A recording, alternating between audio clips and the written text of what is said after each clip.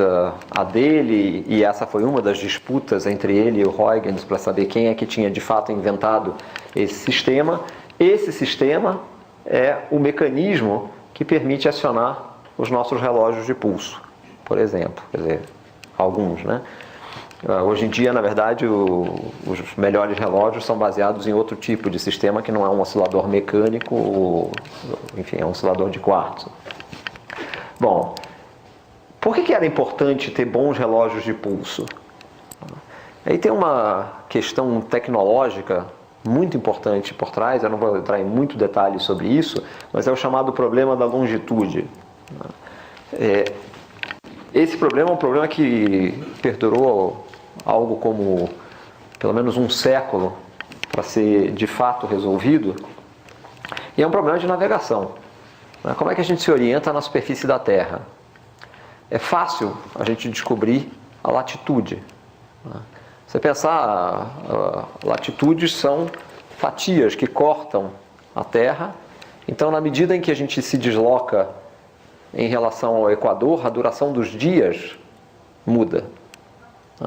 E com isso a gente consegue ter, só pela duração do dia, a gente já consegue ter uma noção sobre a nossa latitude.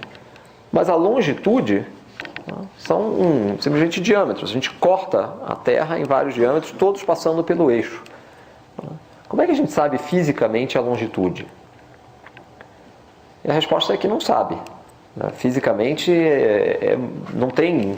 Se você está num determinado local e quer simplesmente se orientar, saber fisicamente qual é a sua longitude, você não tem como saber. O que você tem como saber são longitudes relativas.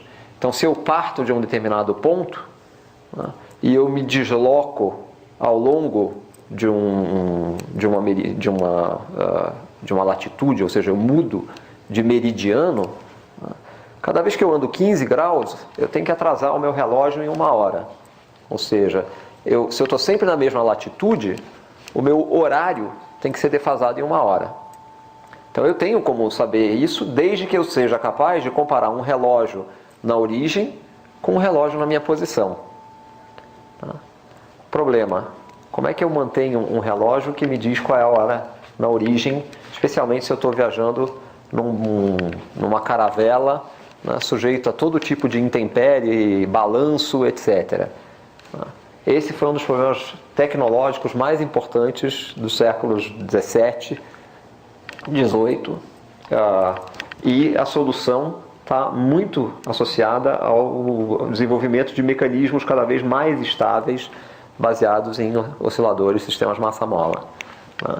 Então, esse problema está descrito nesse livro aqui, como chegar num dispositivo como esse. A pessoa que resolveu foi Harrington, e aqui tem os diversos dispositivos que ele foi construindo, esse primeiro, em que essas duas partes oscilam, e as oscilações estão compensadas em cima e embaixo, de forma que movimentos relativos possam ser desprezados. Ele continuou o desenvolvimento, passou para este protótipo, depois esse protótipo, e finalmente ele chegou nesse protótipo. Esse já é um protótipo do Harrington, que com isso ganhou, foi um dos ganhadores, de um prêmio que tinha sido oferecido para quem resolvesse esse problema. Ok. Bom, eu disse para vocês que eu quero falar de aprisionamento. Nosso oscilador harmônico é um sistema que tem uma posição de equilíbrio estável. Se a gente se desloca dessa posição de equilíbrio, a gente retorna à posição de equilíbrio. Bom, um tipo de partícula que eu poderia pensar em carregar, enfim, se eu quiser fazer isso, desculpem, em 3 dimensões, a primeira coisa que eu vou querer fazer é ter uma força restauradora para qualquer direção. Se eu me desloco em qualquer direção a partir desse ponto, eu quero uma força restauradora que me traga de volta para a minha posição de equilíbrio. Pensando em partículas microscópicas, então eu quero, por exemplo, agora usar a mesma motivação do desenvolvimento de relógios ultra precisos para dizer que, por exemplo, eu posso usar como oscilador, ao invés de um sistema mecânico, ao invés de um cristal, eu posso usar algo fundamental como um átomo. Mas átomos, em princípio todos os átomos são iguais em qualquer parte do planeta, eles interagem com sistemas que estão na vizinhança. Então, um relógio ideal seria constituído de um átomo que estivesse o mais longe possível de qualquer outra influência e que estivesse à minha disposição o maior tempo possível para que eu possa interrogá-lo. Tá certo? Então eu gostaria de aprisionar um sistema como esse numa armadilha. Essa é a primordial motivação da construção dessas armadilhas. Se eu quiser fazer isso com um átomo que não seja neutro, um íon, em princípio eu posso usar forças elétricas e magnéticas para fazer isso. Em particular, eu poderia pensar em usar um campo eletrostático. Se eu chegar com duas cargas de mesmo sinal, elas vão gerar uma força que vai, em princípio, impulsionar uma carga positiva. Se as duas são positivas, elas vão impulsionar uma carga positiva a ficar bem no centro entre elas. Tá certo? Só que o problema é que isso funciona numa direção, mas isso não funciona na direção transversa.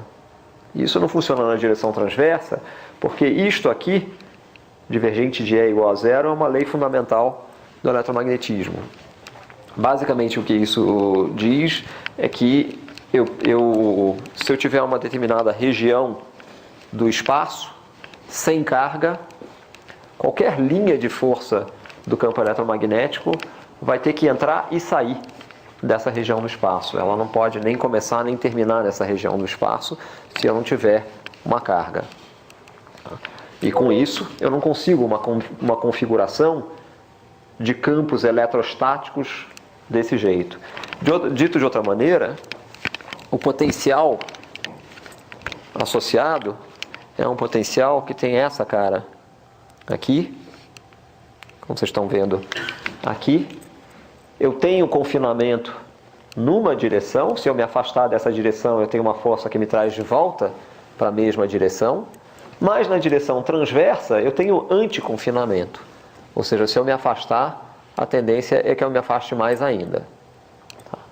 Esse foi o primeiro dilema enfrentado por aqueles que